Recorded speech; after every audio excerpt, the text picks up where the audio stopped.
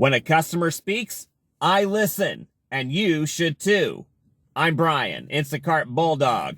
I'll tell you some things that the customer told me, and one of those can get you deactivated if you're not careful. Don't do what his other shoppers have done. I'm Brian, Instacart Bulldog. Let's hit it. So another rainy day here in Pensacola, Florida. It's Thursday, and it has been raining all week. We had 8 inches of rain on Monday, and I think between Monday, Tuesday, Wednesday, we got like over a foot of rain around here. It's just been insane. So I'm out and about doing some work this week. I took Monday and Tuesday off. Thank goodness. Those are my days I usually take off anyway. So it worked out very well for me. And I'm just a little slow getting to a video this week. I had one already produced, ready to upload tonight, which I'm going to have to save for over the weekend. But this one is about a conversation I had with a customer. And I actually talked to a couple of people today. So I just want to share with you some of those highlights. I've talked to 2 people today that are interested in doing Instacart shopping. So they asked me, they saw I was, enthusiastic and just, seemed to be happy doing it. So they were asking me about it because they want to do it themselves. And I'm thinking, please don't. We got enough shoppers as it is right now. It's already oversaturated. But, I told them that it's definitely slower now than it was before. Some days are better than others. I said, if you're just doing it to earn a couple extra bucks, yeah, have at it. But if you're looking to quit your job to do it, don't do it. And I'm just honest with them about it. That's all. That was 2 people that I talked to just this morning. So that's really interesting that, there's still a big interest in it. So I guess, all the negative things that have been said about Instacart publicly is not dissuading people from wanting to do it. So I just had a very nice conversation with a customer who, by the way, upped their tip by $7. It was like an $11 some odd cents tip and ended up being $18 and some odd cents. So I was really, really happy about that. And when a customer talks, I listen to what they have to say. And here's why.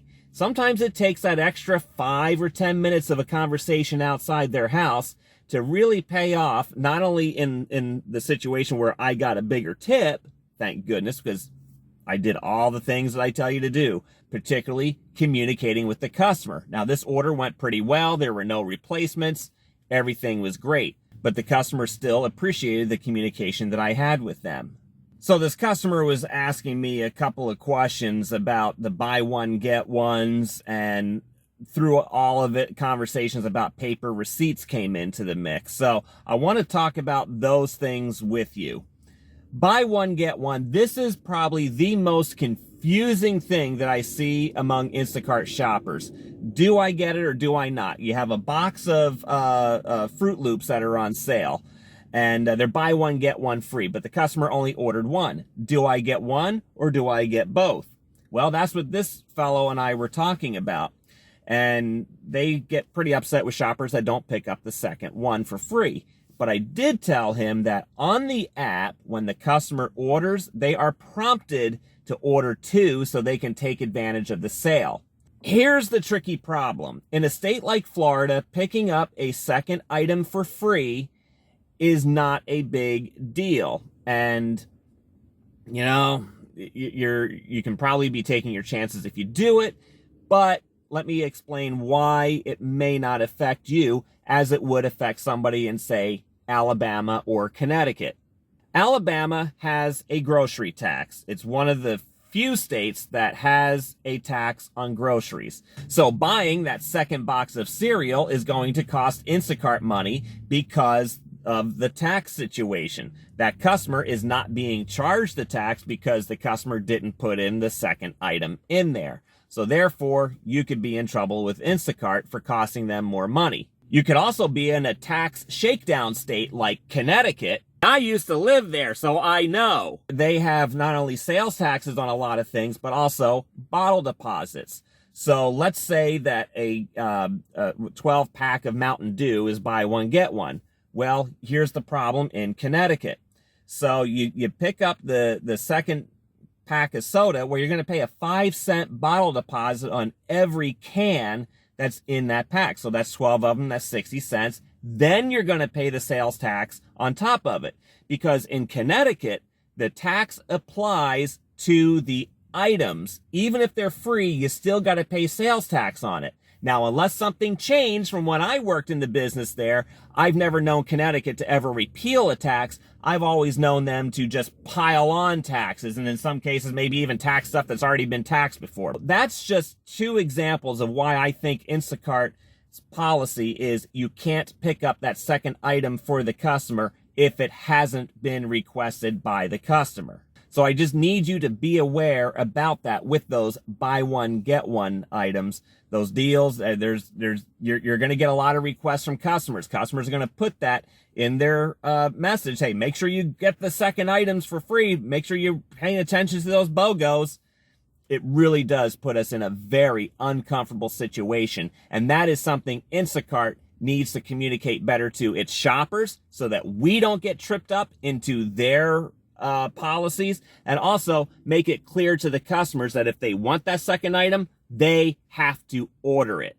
Another thing that came up in this conversation with the customer was paper receipts. Here's the problem. It is against Instacart policy to give a customer paper receipts. This is something that can get you deactivated. And I see it over and over and over again. And a lot of the supermarket cashiers think that you're giving the customers the paper receipts. A lot of the Instacart shoppers are giving the customers the paper receipts, even though Instacart will tell you in the app sometimes, do not give the customer the paper receipt. They will get one electronically. And you will still end up with customers, even though they've ordered on Instacart 80 some times, they will still ask for the paper receipts, and I have already told them the 5 previous times that I've shopped for them, I cannot give that to you. I can lose my gig. But they keep asking anyway. So what do you do? What do you do? Follow Instacart's policies. Do not give the customer the paper receipt. So here's why, from a customer perspective, from what they were telling me. We were talking about the receipts that they get by email versus the paper receipts. And they say nothing adds up on these. We don't know if we're even looking at the correct order that's been shopped because the dollar amounts are different, because, are the tips included on this? What about all these fees and the like? And I said to the guy, because he was looking at becoming an Instacart shopper, and I said, do not, under any circumstances, give the customer the paper receipt. That is the property of Instacart. And I told him, look, we have to keep it for our own records. We're supposed to keep them for a couple of weeks. You never know what's going to come up. So, they should not be giving you those receipts. And there's a big reason why, and that is because Instacart ups the prices on every one of those items. So another thing this customer told me was communication. They really like it when the shopper communicates with them. It could be about out of stock items. It could be those buy one, get ones, because they're the kinds that do expect, even though they've only ordered one box of cereal, they expect both boxes. So they want to see that the shopper is aware that there is a buy one, get one. Again, I know that puts some of you in a awful spot because you are technically violating Instacart policy if you grab that second one. And again, understand, I think it's because if you live in one of those states that either taxes groceries, or it's an item that you have to pay a bottle deposit on, or some stupid stuff like that, yeah, it's going to get you in trouble. And Instacart will find out eventually. And I don't disagree with what that customer said about communication. So if you've watched any number of videos on this channel, you'll know that communication is something that I constantly harp on. Communicate with the customer through the app. That you've started your shopping. If there's an item that's out of stock and you're about to do a replacement, do not do a replacement without checking with the customer first. That should always be your case. Or if the customer did select a replacement through the app that says customer's choice with the blue star, go ahead, go with that choice, but then tell the customer what you just did. Because sometimes the customer changes their mind, which they're certainly entitled to do. So make sure that you communicate that change to the customer, because you'll say, hey, I'm sorry, the Publix brand sour cream was out of stock. I replaced it with the Daisy sour cream as it was listed as your preferred replacement option. and then I just move on.